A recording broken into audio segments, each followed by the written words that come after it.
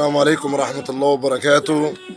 ألف ألف مليون مبروك على أخويا الجدع عبد الرحمن أحمد مصطفى الدسوقي. أفراح كيلو 2 شارع 15 يوم 29/1/2026. دعوة عامة للجميع والحاضر يعلم الغايب. فرحتنا مش عادية، فرحتنا فرحة دولية. فرحتنا في لمتنا وجودنا وحوالينا.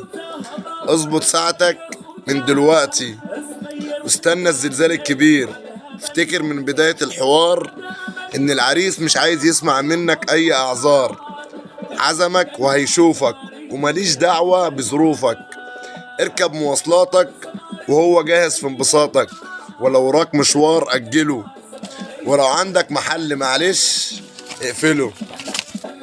اوعى يكون وراك مشوار او تخلق له اي اعذار. مش هنرغي كتير، فرحتنا استقبال وتقدير. فرحتنا فرحة العمر علشان بالحب. مهما كان انتظارك العريس برضه في انتظارك. فرحتنا في حتتنا وهتيجي منطقتنا وتشوف وتسمع بفرحتنا. فرحة ابو الصحاب بودي عبد الرحمن احمد الدسوقي. وجاي انا البيان التالي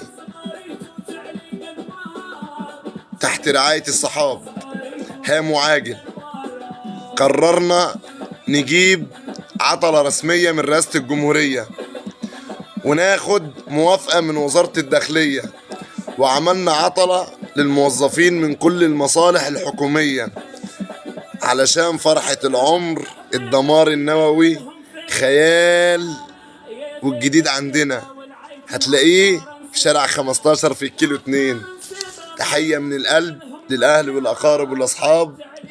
تحية بالأخص من أبو العريس الحاج أحمد مصطفى الدسوقي. تحياتنا باسم إخوات العريس الأستاذ محمد أحمد مصطفى الدسوقي، الأستاذ شهاب أحمد مصطفى الدسوقي. تحياتنا للأستاذ عبد الرحمن أحمد مصطفى الدسوقي العريس بودي. تحياتنا وتحية خاصة للأستاذ أحمد القط. وطبعا الراعي الرسمي فرحتنا الشق التاني احلى يوسف كوكو عريس المنتظر، واخوكم احمد الليمبي.